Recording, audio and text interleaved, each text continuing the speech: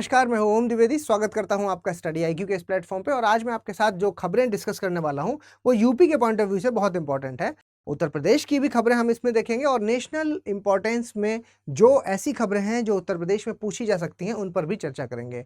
और सबसे इंपॉर्टेंट, हम लास्ट में कुछ क्वेश्चंस भी डिस्कस करेंगे जो कि आपको मेरे सामने कमेंट बॉक्स में बताने हैं। ठीक है, तो चलिए शुरू करते हैं अपना वीडियो। और हमारी जो पहली खबर है वो देखिए किससे, समर्थ से। कैंपेन है एक, ये डिजिटल ट्रांजैक्शन कैंपेन है समर्थ। ठीक है, और ये लॉन्च कर दिया गया है उत्तर प्रदेश सरकार के द्वारा। देखिए पूरी खबर क्या है, देख लेते हैं। समर्थ नाम याद रखिएगा।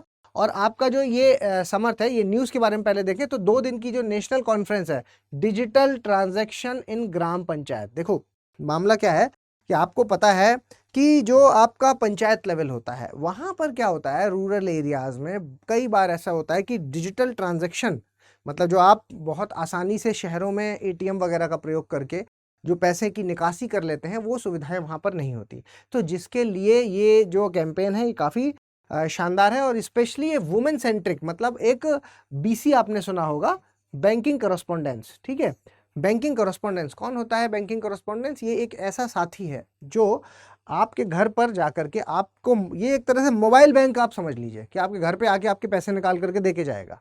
ठीक है, और जिसकी वजह से फाइनेंशियल इंक्लूजन, वित्तीय समावेशन को हमने बढ़ावा दिया है, जिसकी वजह से हमारा जो उद्देश्य है, जो आप कह सकते हैं कि भारत का जो उद्देश्य है वो क्या है कि सारे लोग जितने भी भारत में रह रहे हैं उनके सबके पास, सबको किससे जुड़ना है? बैंक से जुड़ना है, ताकि वो एक किसी ऐसे जाल में ना फंसे, चाहे वो रूरल एरिया के हो चाहे कहीं के, वो किसी ऐसे जाल में ना फंसे जिसकी वजह से वो ऋण के अंदर फंसते चले जाएं।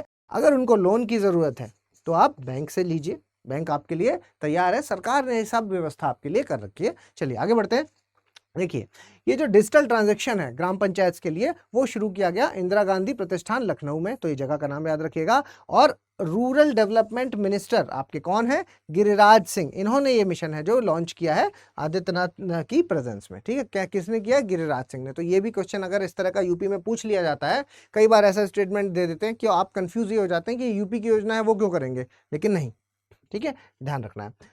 National conference of banking correspondent, जैसे मैंने आपको बताया बीसी के बारे में, जो सखी है वो ऑर्गेनाइज किया गया इस ओकेशन में। ठीक है, विमेन एम्पावरमेंट को बढ़ावा देने के लिए, महिला सशक्तिकरण को बढ़ावा देने के लिए थोड़ा सा देख लेते हैं बैंकिंग करस्पॉन्डेंट सखी के बारे में।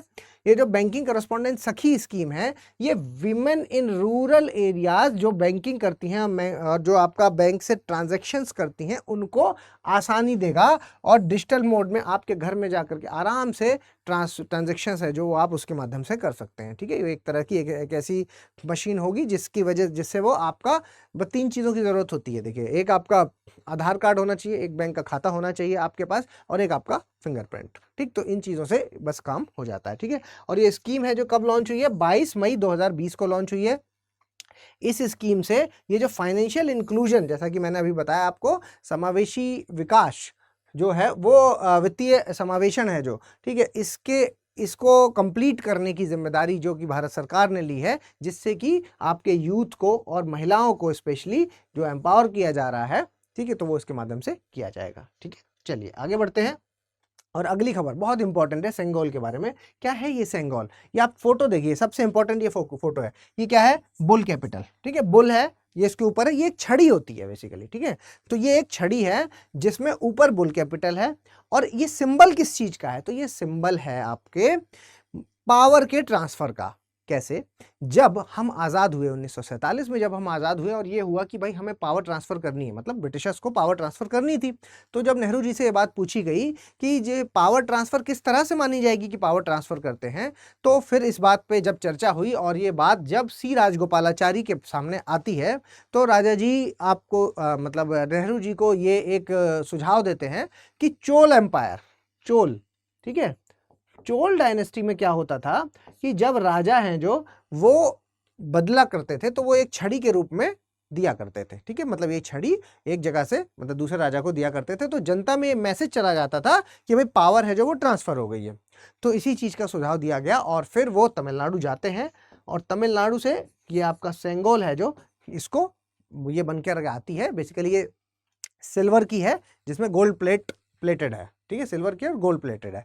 तो ये अब अभी ये कहाँ पर रखी गई है, ये आपका जो इलाहाबाद का म्यूजियम है वहां पर रखी गई है। और अब नरेंद्र मोदी जी इसको जो स्पीकर, लोकसभा के स्पीकर, स्पीकर तो लोकसभा के ही होते हैं, ठीक है, स्पीकर हैं जो लोकसभा के, उनका जो पोडियम है उसके पास में इसको स्थापित करवाएंगे, स्टैब्लिश करवाएंगे। तो ये चीज आपको ध्यान रखनी है, ठीक है।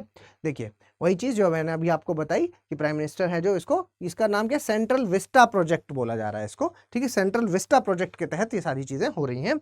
और ये ट्रेडिशनली है जो, ये युगों से जुड़ी हुई परंपरा है। और सेंगोल है कहाँ, तमिल में। तमिल में इसका मतलब क्या होता है, रिच इन वेल्थ, ठीक है, रिच इन वेल्थ, ये इसका मतलब है। इसके अलावा जो आपकी जो सेंगोल है, अब ये नई पार्लियामेंट की बिल्डिंग है जो स्पीकर की सीट के पास इसको रखा जाएगा, जैसा मैंने अभी आपको बताया, ठीक है। वही सारी बात कि माउंटबेटन से ये ट्रांसफर हुई, सी राजगोपालाचारी का इसमें इंपॉर्टेंट रोल है। और वो उन्होंने चोल एम्पायर भी इसमें याद रखना, क्योंकि ये चीज पूछी जा सकती है कि कहां पर ये ट्रेडिशन था, तो चोल एम्पायर में, ठीक है। चलिए आगे बढ़ते हैं। और आपके जो रास बिहारी बोस हैं, रास बिहारी बोस की अभी बर्थ एनिवर्सरी थी, तो स्वाभाविक क्वेश्चन पूछा जा सकता है इनके कार्यों से संबंधित, ठीक है। तो इसको थोड़ा सा देख लीजिए, क्योंकि ये किससे जुड़े हुए हैं, फादर ऑफ आजाद हिंद फौज माने जाते हैं, ठीक है, आजाद हिंद फौज के जनक माने जाते हैं। देखिए रास बिहारी बोस हैं जो, ये आपके 25 मई 1886 में इनका जन्म हुआ। और कहां पर, पूर्वा बर्धमान डिस्ट्रिक्ट है वहां पर हुआ, वेस्ट बंगाल के अंतर्गत। और ये एक भारतीय रेवोल्यूशनरी थे, ठीक है, रेवोल्यूशनरी थे, लीडर थे ब्रिटिश राज के अंतर्गत। आपने इनका नाम अक्सर सुना होगा।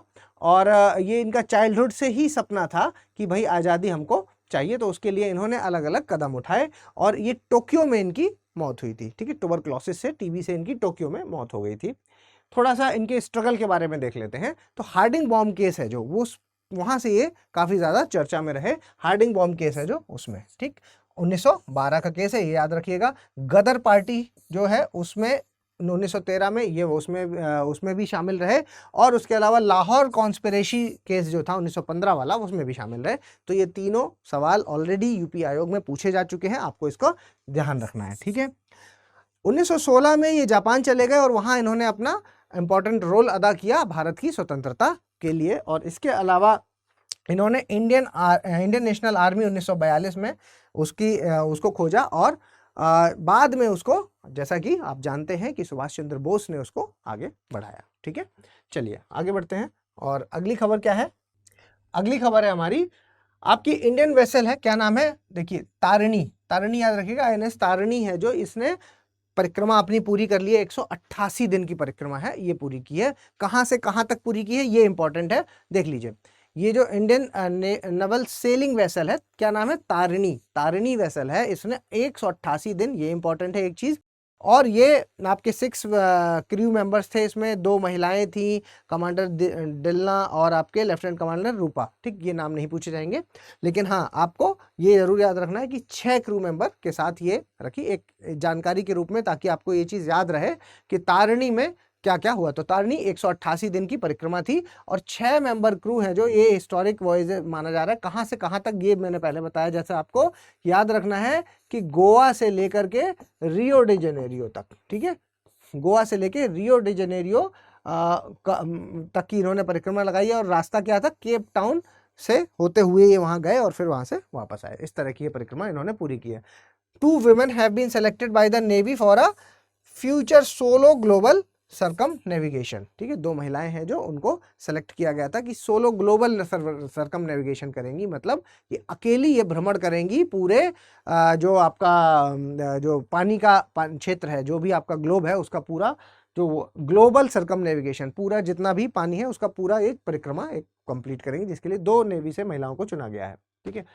और मैं अब कुछ क्वेश्चंस आपके सामने लेकर आऊंगा। इससे पहले मैं आपको एक इंपॉर्टेंट इन्फॉर्मेशन दे देता हूं, जो कि हमारे कॉम्बो बैच से संबंधित है। ऐसे विद्यार्थी जो यूपीएससी के साथ यूपीपीसीएस की भी तैयारी कर रहे हैं, उनके लिए हमारा जो P2I बैच है वो ऑलरेडी लॉन्च हो चुका है। मॉर्निंग बैच है ये, और 20 मई से ये चालू हो चुका है, और अभी भी आप इसमें एडमिशन ले सकते हैं।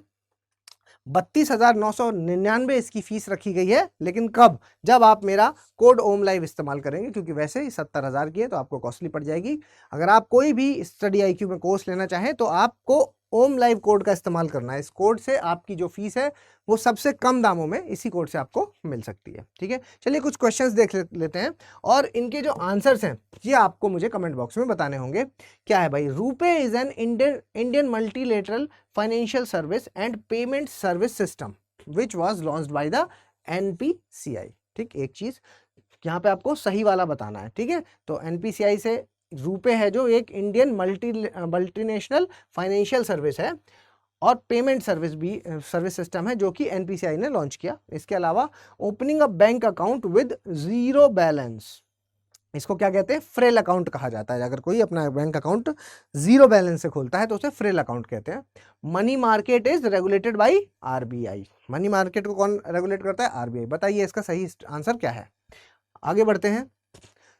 Consider the following statement about the parliament of India and choose the incorrect one. ठीक, गलत वाला बताना है आपको।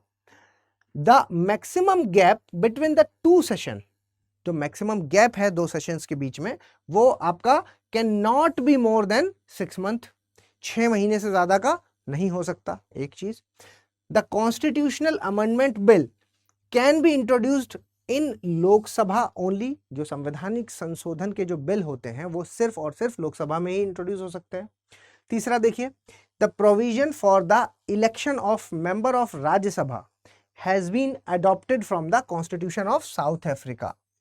ये जो आपका election of member of Rajya Sabha है कि किस तरह से मेंबर्स हैं जो राज्यसभा के उनको इलेक्ट किया जाना है, वो कहाँ से लिया है? साउथ अफ्रीका से लिया है। बताइए इनमें से कौन सा वाला गलत है। ठीक है, चलिए आगे बढ़ते हैं। अगला question, Ras Bihari Bose was the founder of which of the following organisation? Indian independence league, British India league, East India association या इंडियन होम रूल सोसाइटी? बताइए इसका आंसर, जल्दी बताइए इसका आंसर। और आखिरी क्वेश्चन मेरी तरफ से आपके लिए, जो आपको आंसर करना है, इनमें से आपको गलत वाला बताना है कि कौन सा है जो वो गलत मैच्ड है। ये नेवल एक्सरसाइज है। कोंकण शक्ति यूके के साथ होती है, कॉर्पेट थाईलैंड के साथ होती है, समुद्र शक्ति इंडोनेशिया के साथ होती है और ज़ैर अल बशर ओमान के साथ होती है। बताइए कौन सा इनमें से गलत मैच्ड है। ठीक है, तो मेरे ख्याल से ये जो इन्फॉर्मेशन है ये आपको पसंद आई होगी, और अगर ये आपको इन्फॉर्मेशन पसंद आई है तो प्लीज़ लाइक, शेयर और सब्सक्राइब कर दीजिए। और अगर आप मुझे कुछ सजेशन देना चाहते हैं तो प्लीज़ कमेंट बॉक्स में बताइए। और अगर ये PDF आप चाहते हैं तो ओम द्विवेदी स्टडी IQ, यहाँ से आप ये PDF ले सकते हैं। यहाँ पर मैं इसको शेयर कर दूंगा, प्लीज़ इसको यहाँ से ले लीजिएगा। जल्द ही मिलेंगे अपने अगले लेक्चर में, तब तक के लिए धन्यवाद।